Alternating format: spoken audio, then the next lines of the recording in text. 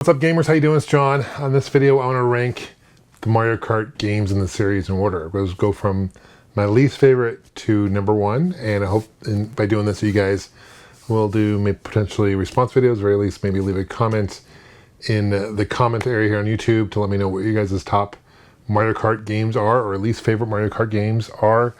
I love the Mario Kart series. It's been around since '92, so we've got a long history, rich history of Mario Kart. It literally started the kart racing genre of video games, so pretty significant there. And I love the fact that in the most recent Super Mario Brothers movie, there was a big part of it was inspired by Mario Kart, which is great to see, really cool to see. It's honestly one of my favorite Mario type games to play. Millions of copies have been sold for multiple versions of Mario Kart, really in the top 10 pretty much game of any platform it comes out with, so it's hugely popular. And I just have a lot of fond memories with Mario Kart, going from Super Mario Kart when it came out in '92 to obviously Mario Kart World that just came out, and my kids and I are really enjoying it. So there are a lot of great Mario Kart games out there. There's some lesser known ones out there as well.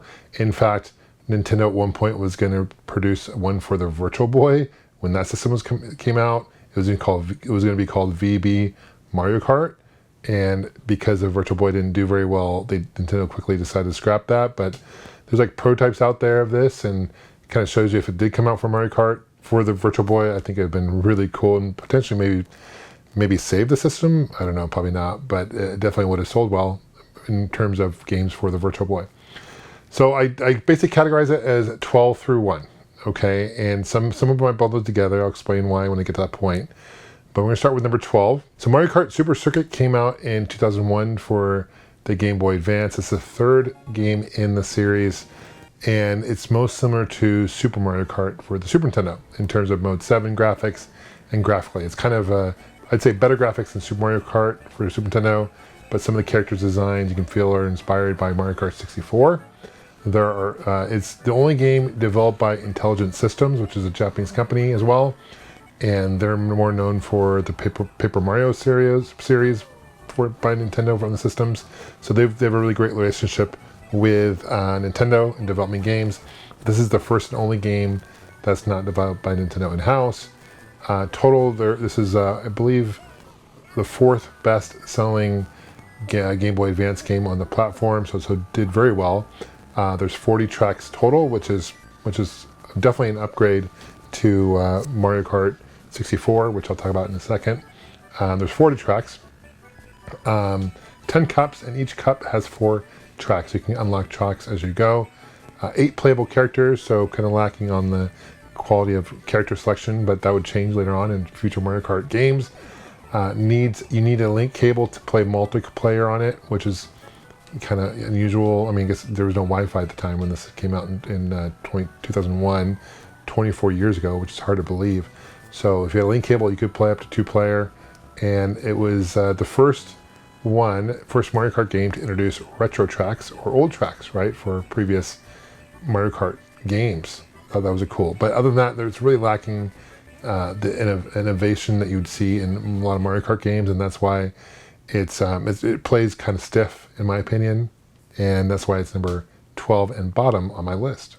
Next, number 11 on my list is Mario Kart Live Home Circuit. This came out in 2020 for the Nintendo Switch. This is probably the most innovative, I give that, Mario Kart game that's been released. It's the augmented reality, meaning it comes with four arrows, 4 gates, and signs, and you build your own track, which is cool.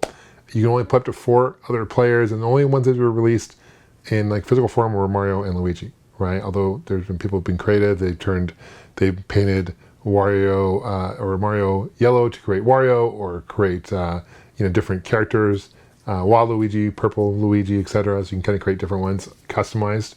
But only 4 is kind of a letdown, and it is cool in terms of it's RC cars, Mario Kart combined, and it's kind of fun at first. But after a while, it gets kind of stale, gets kind of old, to be honest with you. It's a gimmick. It was released during the 35th anniversary of Mario, which I think is kind of cool, and but it does get quickly old. And Valan Studios, or Velan, VELAN Studios, was the company that developed this, presented to Nintendo. Nintendo fell in love with it, and it sold decently. They sold millions of copies of this, and like I said, it's pretty innovative. But it is kind of once you play it once, you kind of get over it, at least for me personally. That's why it's number 11 on my list. Okay, number 10 on my list for Mario Kart games is Mario Kart 7, released for the 3DS in 2011. This game introduced hang gliders to the series, which is every game since then has introduced hang gliding, so that's a cool kind of innovation that it's introduced. Really cool use of 3D on the 3DS, in my opinion. Where it lacked was, it also introduced kart customization, which is very cool and kind of a staple in what we see current Mario Kart games. Had 32 tracks, 16 tracks were what they consider new or nitro, and then 16 tracks were retro tracks. Only 17 characters, 8 initially, and then you have 9 that you can unlock eventually. And what they also introduced underwater racing, submergible racing, which was a kind of a cool feature that other Mario Kart games would feature. And they returned of coins.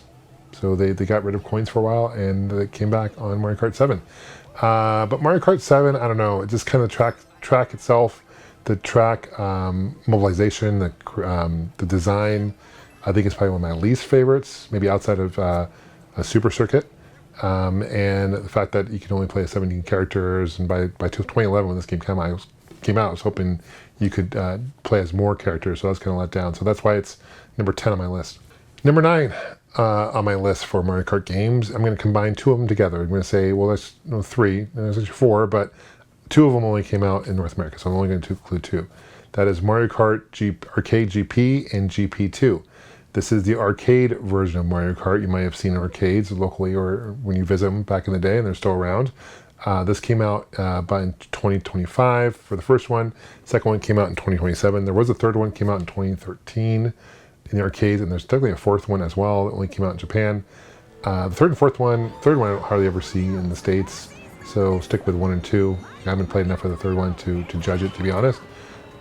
Developed by Namco Bandai, so it was a partnership with Namco Bandai and Nintendo, and because of that, you can play as various Namco characters as well, including Pac-Man, Miss Pac-Man, as well as Blinky, one of the ghosts. 100 different items, which is really cool. Some of the items, for example, include, my notes, there's like a Dr. Mario virus, which blurs the screen, kind of like the squid, essentially. There's a hammer you can use as, you can knock people away, which I don't know why we haven't seen more hammers. We've seen the throwing hammers, as in World, but we haven't seen the stable one hammer you can just knock people. It's very, very satisfying, to be honest, using the hammer. Some other characters, there's a tornado, there's oil can, square tire, which makes you go kind of slow. So a lot of creative weapons, over 100, and a lot of them are custom to different characters. There's 6 cups total, 4 tracks in each cup, so there's 20 total courses. Because it's an arcade, it's pay to play, so you got to pay, and then you play a track, and then you can put more money in, play a track. It did feature what they call a Nam Cam, which is essentially where you take a picture of yourself, and then you have to show it, and while you're racing, you can see the Nam Cam. You can play up to, I think they connect up to 4 of these arcades in one, which is really cool. It did have a really bad rubber band effect, or physics, right? And a lot of Mario Kart games do, meaning, if you're way ahead and you're way behind, those who are way behind are going to have a much more better advantage to come back and catch up to you. So, but this particular one, both games, the rubber band effect, it kind of kept it competitive in some ways, but it prevented people from being really, really good in this game, so to speak. 11 racers total, including the 3 I mentioned that were Namco. And GP2 did add Waluigi and Mamechi, which is another Namco character. And there was some other water device. There was a Super Mario Sunshine, which was from Super Mario Sunshine, basically a water device. Tamagotchi toys, other characters as well, other weapons as well were introduced in GP2. Graphically, they're very similar. Really fun in arcade. You can play an emulation, which I have at home, and it's a fun game. But definitely, that would make it number 9 on my list. Number 8 on my Mario Kart list is Mario Kart DS, which came out for the DS. Came out in 2005. It features 12 characters, 4 which are unlockable, so 8 initial. 32 tracks, 16 new, 16 retro. I really like the track design in this particular game for the DS. I thought they were really creative. I believe this is where they had the pinball one was featured. Came out as one of my favorite tracks. I think it's Waluigi's Pinball. There's various different modes too. So you got the battle mode. There's also a new mode called mission mode. And mission mode is basically a unique single player mode where players compete against various challenges on missions, on existing tracks, and within specific time limits. So that was new, only featured on the DS. Nice use of the split screen as well. So the bottom screen, you can kind of see the track, see the characters. I thought that nice use of touchscreen. Game also featured multiplayer mode, but it was kind of wonky. It was limited on tracks. You had to be really close to connect the systems together. I think within several feet or yards of each other. So that kind of created a challenge. It was a playable Shy Guy, which is only playable online. But this game wasn't known for the online multiplayer experience. But graphically, kind of blocky, to be honest with you. It didn't really age very well. Controls are okay. But number 8 on my list. Number 7 on my list, and this might surprise a lot of people, but because it's kind of high on my list compared to a lot of people who don't like this game, it's Mario Kart Tour. Came out for mobile on both tablet and phone, both Android and Apple. This came out in 2019. It is a pay-to-play, so it's free download. It featured courses from previous Mario Kart games, but also featured tours, so there was like different cities also. You race against, you can race against players online as well. You can get, when you get items, you can get up to 3 items at a time, or you get 3 items at a time. And you can get gems, and there's stars, and there's different things you can use, coins to buy and purchase other things. You can use real money to purchase items as well. What's unbelievable about this game, just look at my notes, is there are 265 playable characters to unlock in this series, and not including the numerous balloons and carts and hang gliders and just a whole bunch of different. This is the most customizable Mario Kart game by far. There is a battle mode as well that they introduced later on, which is cool. Initially, there was no landscape mode, but they did introduce landscapes. So when you tilt the phone or your tablet, you can play in a wider mode. It is auto go, so you accelerate automatically. The controls are different because it's swiping controls, and it takes a little getting used to, but I actually thought it played pretty well. They stopped supporting this several years back in terms of releasing new carts and new tracks, but you can still play it. It's still playable on your phone. Hugely popular. I think there was like 90 million downloads the first week when this came out because it was free. There are over 30 base tracks. There also includes 44 city tracks. So a lot of different tracks to choose from. I think some of the city tracks are they're playable later on in World, and some of them are also playable in Mario Kart 8. And I think they're really creative. I think they're really fun tracks. This game gets kind of a reputation for not being a very good Mario Kart because it's so different than other Mario Kart games. But there's different tours, and each tour lasts like 2 weeks, and so you can get to different points. They did discontinue in October 2023, so several years ago, unfortunately. I still play every once in a while, and I definitely recommend Mario Kart Tour. Number 6 on my list is Mario Kart Wii for the Wii. Nintendo Wii came out in 2008. It's the 6th installment total in the series. It sold 5 million copies in 2008 when it came out, becoming the best game of the year. It came with a Wii wheel, which is created using the really nice use of the controls for the Wii controls. I thought it was pretty brilliant. Was really the first game in the series that had a really robust online play mode. Nintendo has since discontinued, unfortunately, but there's been fans that have come together and created offline servers that can play online. This game still, which I think is clever and really cool. Basically, there's online support. There are several hacks. I played other hacks of this game as well. There's some homebrew hacks of this game where people change the courses and characters. So there's a bunch of different variety in this game. Overall, there's 32 tracks, 16 are new, 16 are retro, kind of sticking to that theme. There are over 25 characters, including 24 are from Nintendo series, of course, and 1 is the Mii character, your own Mii character, which is cool. Unpredictable blue shells in this game. I remember several times playing this game, and you're about to cross the finish line, all of a sudden you get bombed by a blue shell. I think it's overabundant of blue shells. And that's one big complaint about Mario Kart Wii is just some of the unpredictability in this game, playing it for sure. But overall, Mario Kart Wii is a good installment, a solid installment. I'm not a huge fan of Nintendo Wii overall, but this is definitely one of the best games for the platform, in my opinion, and a must-own if you have a Wii. Number 5 on my list is Super Mario Kart. Now, if I was ranking this list on nostalgia, this would definitely be number 1. This is the one I have most fond memories playing as a kid. I was 11 years old when it came out, and big fan after school, middle school, playing this. Came out in 1992, selling almost 9 million copies total on Nintendo. Super Nintendo making the 4th best-selling Super Nintendo game on that platform. There's 20 tracks total, so there's not that many tracks, but there's only 8 characters. My favorite is Toad or Turtle. Either one of those characters, I feel like they're like one of the most balanced. Bowser and Donkey Kong are the most slow. They slowest to accelerate, but the highest top speed. So that was kind of unique. That had different abilities. You had to finish 4th or higher to continue, which they definitely changed that. And you only could get 1 weapon per round of the course or the track. So they quickly changed that. But that was challenging because if you got the wrong weapon, weapons that they introduced in that game were still around today. All of them really are there. Even the feather and all that good stuff, they're there. Banana, the shells, etc. So really set the precedent for what we expect Mario Kart to be. Graphically, it hasn't really aged very well. Mode 7 was high end back then, but with the way it turned. But definitely plays kind of clunky today, I'll be honest.